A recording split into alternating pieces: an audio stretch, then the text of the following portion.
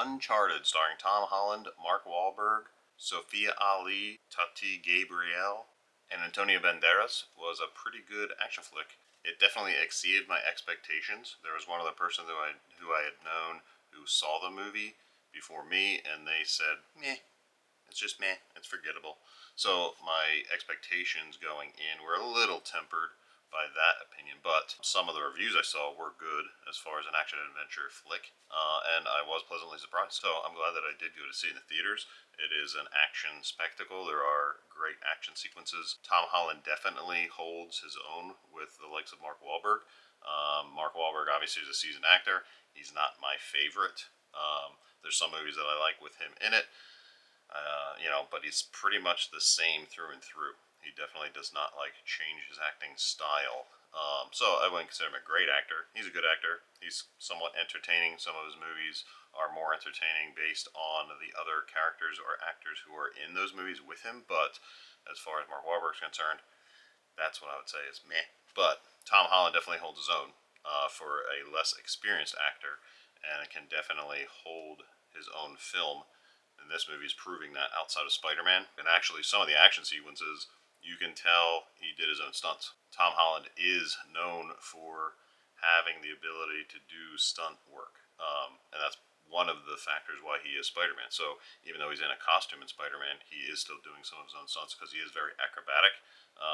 He put together back way before Spider-Man, he pitched himself to be cast as Spider-Man, and he would do all kinds of acrobatic stuff to prove that he can handle it. And in this movie, you can see tight shots on his face during certain action sequences, so you can tell that it is him performing the action, which was pretty cool. If you like adventure movies, which I do, I love them. It's kind of like some adventure movies are horrible, and I'll still like them just for the fact that they have a little mystery. There's treasure hunting involved. This movie has treasure hunting, double crosses. It's adventurous as far as from via land, air, and sea. So there are action sequences on land, there are action sequences on sea, and there are action sequences in the air. So it covers all the bases. Now, there isn't a whole lot that is original with this film. As far as the storyline, it is pretty basic. There's nothing original going on here. They are seeking something, treasure, quote unquote. They come across maps. So that's been done tried and true. As far as the comedy, there's some pretty good comedy bits between Mark Wahlberg and Tom Holland. There's double crosses. You never know who is double crossing who, which keeps it a little more interesting. And then at the very end, of course, there's a climactic battle scene that takes place from the ocean to the sea. And it was shot very well. The director, Ruben Fleischer, is known for the original Venom movie, which to me was meh, but he also is known for the two Zombieland movies, which were entertaining. The first one more so than the second, but Ruben Fleischer is a decent action director, and as well as a comedy director, so that combination served this film well, I feel. You could tell it was an experienced action director making the film.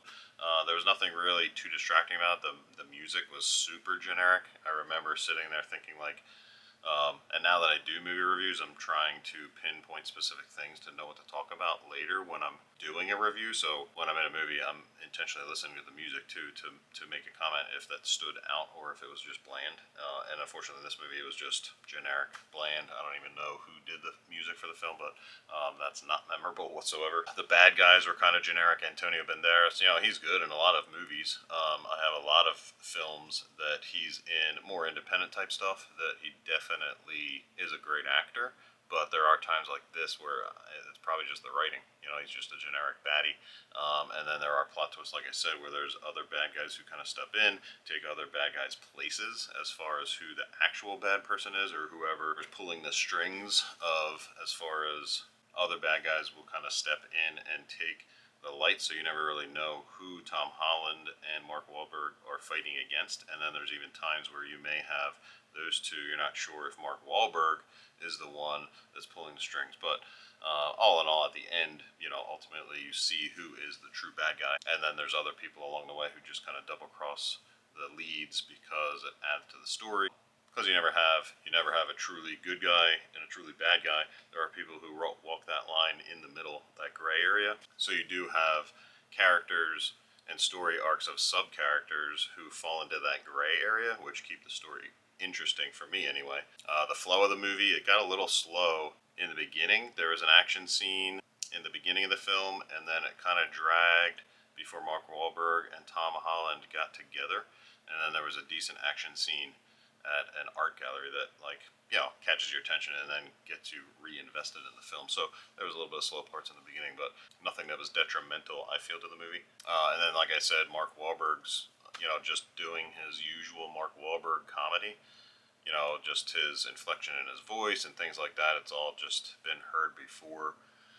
Tom Holland kind of makes up for that. So in the bits where they are having comedy between the two, it's in the writing and Tom Holland's reactions and things like that that actually sell it more so than Mark Wahlberg's acting. So all in all, it was a good film. I'll definitely be watching it again. I wouldn't spend money to watch it again, but definitely when it comes out on a streaming service, I will catch it again at home and probably enjoy it just as much. There were some parts of it that I'm like, I'd like to rewatch because of the twists and turns and some characters double crossing each other. I'd like to rewatch knowing what I know just to see, if there's something that I could have caught on to. Because I didn't guess every twist. I wasn't really invested that much trying to figure it out. I just kind of sat back and went along for the ride and just let everything reveal itself. And I wasn't sitting there trying to figure out who was double crossing who the actual bad guy is.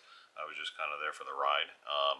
And that, it's just one of those movies. It's a good action movie, and there's way worse things to spend $13 on and spend 2 hours doing. So if you're into action adventure scenes, by land, air, sea type of stuff like in Indiana Jones, obviously this isn't up to par with Indiana Jones, but it's along that same lines where you have action set pieces, some comedy. You have a hero that doesn't compromise his morals, but he does set up other characters to fail only because they are untrustworthy. So there's a little bit of that going on. National Treasure, another one. These types of adventure films, even art heist type pictures, if you're into that kind of thing, then definitely go check out Uncharted. Also, if you like Tom Holland and you want to see how he can stretch as an actor beyond Spider-Man, definitely go check this out because he definitely holds his own and leads the film capably, for sure. There was a film that came out last year, I believe it's on Netflix, called The Devil All the Time, where it's a more dramatic role, rated R. Tom Holland is great in that also, and even parts in Spider-Man No Way Home, the dramatic elements, he's shown that he is a great actor, so hopefully there's more dramatic roles for him, or something that would combine some action with the drama, I think would be ideal. So I look forward to seeing what Tom Holland has coming out besides just the Spider-Man franchises. The next film review is definitely going to be The Batman, and Colleen will be joining me for that because we are going to go on a date night to see The Batman. That comes out next week. And that reminds me, I have to check and purchase the tickets that we need to go see it before we can go see it. So look forward to that. Subscribe below, follow along to our movie reviews or any of our other content that we put out. We have a whole mishmash of things that we just like to do and like to show, and hopefully it's helpful to others. So subscribe below if you want and follow along. And until next time, last tag.